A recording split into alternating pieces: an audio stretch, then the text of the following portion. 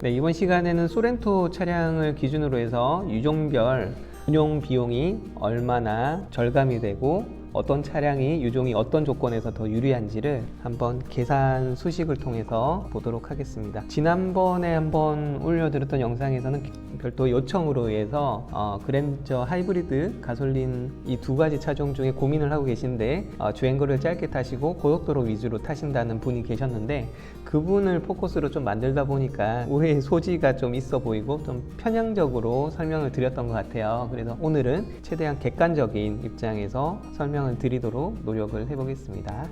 자, 우선은 설명드리기 전에요, 간단히 소렌토 납기를 한번 훑어볼게요. 현재 12월 기준으로 소렌토 같은 경우는 디젤이 11개월 이상, 가솔린이 10개월 이상, 하이브리드가 13개월 이상 이렇게 걸리고 있습니다. 참고하시고요. 자, 우선 소렌토 하이브리드와 가솔린, 디젤 이렇게 훑어볼 텐데요. 간단히 연비의 특징을 한번 훑어보겠습니다.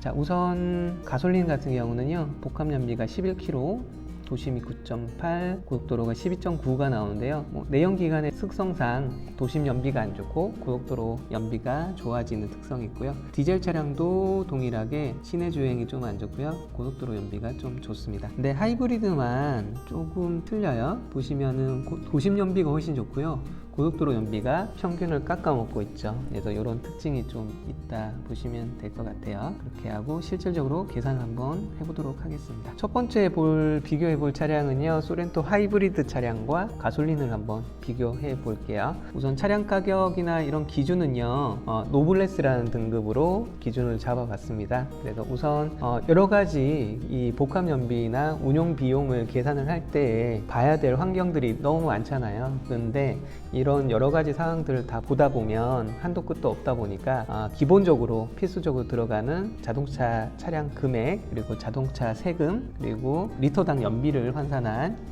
기름값, 이렇게 해서 총 운용 비용을 계산을 해봤고요. 여기서 여러 가지 변수 사항들은 들으신 분들이 본인의 상황에 맞춰서 이렇게 비춰보시면 될 것 같아요. 그래서 지금 현재 여기 기름값 기준이 되는 부분은요, 오피넷에서 전국 휘발유 가격, 경유 가격, LPG 가격을 12월 8일자 기준으로 했고요. 산출의 기준에 있어서 이게 운행 기간이나 주행거리에 따라서 이 계산이 완전 달라지거든요. 그래서 최초의 기준값은 4년 운행에 연 10,000km부터 일단 시작을 하고요. 중간마다 조금씩 변동을 해서 보여드리도록 하겠습니다. 자, 우선은 1.6 하이브리드 같은 경우는 자동차 세금이 1600cc다 보니까요, 29만 원으로 상당히 저렴하고요. 복합 연비 자체도 상당히 높은 편이고요. 휘발유 단가로 계산이 됐고요. 가솔린도 당연히 휘발유 단가로 됐고 2500cc다 보니까 자동차 세금은 65만 원으로 일단 넣었고요. 복합 연비 기준으로 11.8km 가솔린 연비를 입력을 했습니다. 그래서 4년에 10,000km를 주행을 할 때는 하이브리드가 4년간 절감되는 금액이 약 100만 원이 조금 안 되고요. 여기서 당연히 이제 주행거리가 늘어날수록 하이브리드의 운영 비용 절감액은 늘어나게 되겠죠. 그래서 이게 주행거리가 이 기준값에서 늘어날수록, 아니면 기간이 길어질수록 절감 금액은 커지게 되고요. 주행거리도 한 3,000km 이상만 타신다는 웬만한 분들은 복합 연비 기준으로는 하이브리드가 상당히 유리하게 되는 이런 사항입니다. 다음으로 시내 주행을 보겠습니다. 시내 주행도 같은 값으로 계산을 했고요. 똑같이 기본값으로 4년에 10,000km만 해도 아까 휘발유 복합 연비의 절감액보다 훨씬 더 큰 금액이 절감이 되죠. 그래서 만약에 내가 복합 연비 기준보다 일반적으로 시내 주행이 좀 더 많으시다면 당연히 하이브리드가 훨씬 더 절감이 될 거고요. 주행거리가 훨씬 더 많아지신다거나 하신다면 전체 절감액은 더 커진다 보시면 될 것 같아요. 그래서 기간과 주행거리가 늘어나면 늘어날수록 하이브리드의 시내 주행 시에 이점은 점점 커진다, 이렇게 보시면 될 것 같네요. 자, 다음으로는 고속 연비를 보겠습니다. 고속도로 주행 위주로 하신다면 큰 차이가 없고요. 주행거리가 아주 많아진다고 해도 조금씩 늘어나는 정도일 것 같아요. 그래서 고속도로 위주로 타시는데 하이브리드 차량을 타신다고 하신다면 상당한 많은 주행거리가 있어야지 절감이 되실 것 같아요. 그래서 본인의 스타일에 따라서 이런 걸 판단하시면 될 것 같고요. 두 번째는 하이브리드와 디젤 차량을 한번 비교를 한번 해볼게요.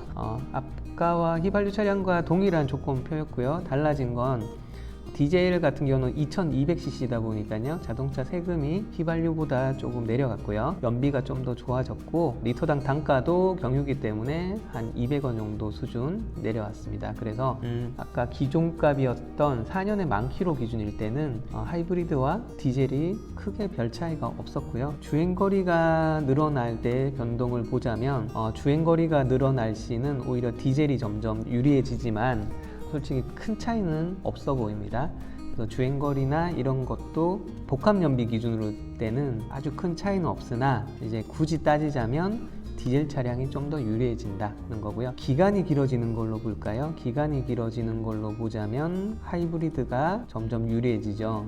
그 이유는 자동차 세금이 적기 때문에 그런 것 같아요. 그래서 연비적인 측면은 디젤이 좀 더 우세, 소폭 우세, 그리고 자동차 세금적인 부분 때문에 기간의 측면에서는 하이브리드가 속 우세긴 하나 제가 볼 때는 거긴 것 같아요. 복합연비 때. 자, 시내 주행으로 넘어가면 아마 격차가 좀 차이가 나겠죠. 연비 차이가 아무래도 격차가 나기 때문에 4년에 10,000km만 타셔도 우선 기본적으로 하이브리드가 유리해지고요. 자, 주행거리가 늘려볼게요. 늘어나면 늘어날수록 하이브리드의 장점이 늘어난다. 그래서 시내 주행 시는 어쨌든 하이브리드가 가장 유리한 차량으로 나옵니다. 고속 주행으로 넘어가면요, 여기서는 조금 차별이 생기죠. 하이브리드 같은 경우는 고속 연비 때 오히려 평균값을 깎아먹는 연비가 나오고요. 디젤 같은 경우는 고속 주행 때 가장 좋은 연비가 나오고, 그러다 보니까 지금 4년에 10,000km를 주행을 한다고 할 때 역전이 돼서 디젤 차량이 오히려 4년간 70만 원 정도가 절감이 되고요. 주행거리가 늘어나면 늘어날수록 디젤이 좀 더 우세해지고, 기간이 늘어나면 늘어날수록 디젤이 좀 더 우세해집니다. 그래서 결론을 잡아보자면요, 우선 시내 주행 시에는 하이브리드가 무조건 갑이다. 그리고 고속도로 주행 위주로 한다면 디젤이 좀 더 유리해질 수 있다, 그런 거고요. 복합 연비로 가자면 디젤과 하이브리드가 거의 비슷하다. 그 정도 보시면 크게 오차 범위 내에서는 맞을 것 같아요. 그래서 이렇게 참고를 하시고요. 그리고 다음번에는 투싼 하이브리드와 가솔린 비교를 해달라는 분이 계셨거든요. 그래서 다음 시간은 투싼을 기준으로 해서 지금과 같이 한번 비교를 해봐 드리도록 하겠습니다.